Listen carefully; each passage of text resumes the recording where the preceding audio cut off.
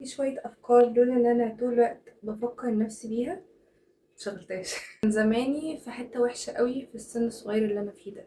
بس عايزاكم تقولولي هي الطرحة دي واللمعة اللي فيها دي تنفع معاها كده؟ هو أنا مش لابسة كاجوال يعني، بس أنا عجباني قوي درجتها. على فكرة هي درجتها زيتي، يعني هي على مخضرة شوية عن التصوير، وأول مرة ألبسها وبتاع. تكون بقى الأفكار إن أنا طول الوقت شاغلة بيها دماغي علشان ما انتكس، أو لما بنتكس أو بحس إن أنا حياتي بلا هوية أرجع أفكر نفسي بيها تاني.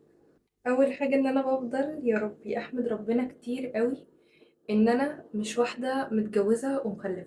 بس محدش يروح بيه الدنيا بعيد، مش عشان الجواز والخلفة حاجة وحشة، دي حاجة أنا متحمسة جدا أعملها في يوم من الأيام أكيد، وربنا يرزق أي حد نفسه فيها.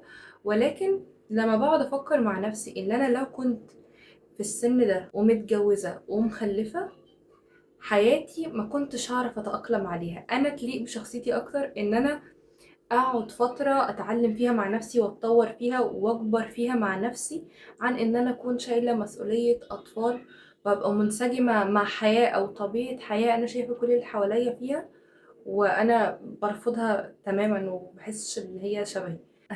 أنا عمري ما كنت أعرف أتأقلم مع شكل الحياة دي وأنا لسه في بداية العشرينات. تاني حاجة دايما بفكر نفسي بيها وهي برضو ليها علاقة بالسن شوية، دلوقتي إمكانية إن أنا أعمل كل حاجة في حياتي بمنتهى الحرية. الحمد لله الحمد لله عندي فرصة واتساع من الوقت، وإن الحياة فاضيالي إن أنا أجرب كل الحاجات اللي في بالي، وإن أنا أعمل حاجات شبه التصوير مثلا، أو إني أكون طول الوقت ممكن قاعدة في البيت مش بعمل أي حاجة مثلا من شغل البيت أو كذا.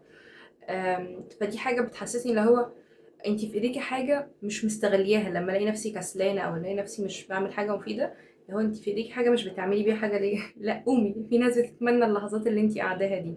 تالت حاجة وهي برضه ليها علاقة بالحاجة التانية، نقطة انه انا دايما بفكر نفسي اللي هو انا هبقى في لحظة عندي اولاد او حتى متجوزة، والوقت اللي انا ممكن اكون قاعدة فاضية فيه لنفسي زي دلوقتي، بعد كده انا هكون قاعدة بقى بطبخ او قاعدة مثلا مهتمة بجوزي اكتر او مش عارفة ايه. بحس ان احنا محتاجين نستغل الوقت اللي انا فيه ده. فدايما بحب افكر نفسي بيه علشان ما احسش ان هو لما اقعد بقى لوحدي بعدين اقول ايه ده، طب ما انا ما عملتش الكلام ده وانا فاضيه ليه؟ فاهمين؟ عايزه اجرب هوايه جديده بجربها، عايزه اعمل اي حاجه.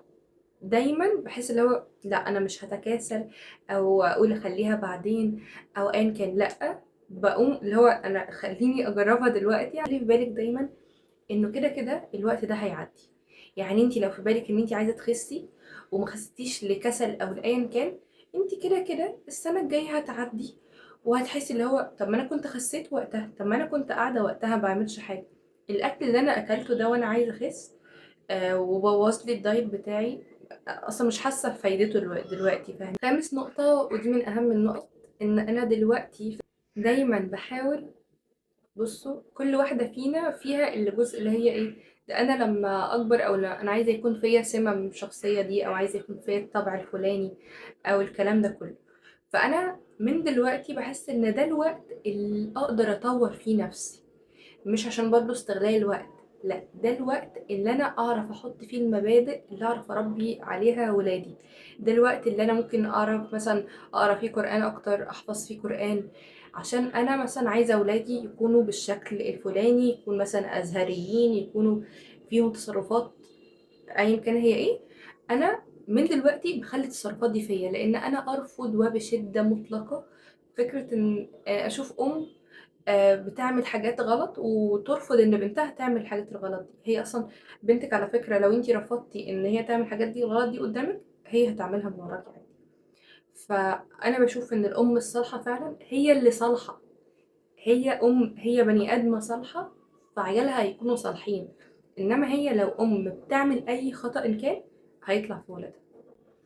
انا بحس ان الام لازم تكون مثاليه جدا، والاب كذلك، او يبروزوا ده قصاد ولادهم قوي علشان يعززوا اي تصرف هم عايزين يشوفوه فيهم. انما فكره ان احنا عادي وان انا بغلط او ان انا اكون فيا عيوب وظاهره لولادي، دي كارثه ما اتمناش ان هي تكون فيا ابدا ان شاء الله. وبس دي شويه حاجات، طبعا عندي حاجات اكتر بكتير قوي. حبيتوا تشوفوا فيديوز زي دي قولولي وانا هعمل لكم ان شاء الله. وباي باي.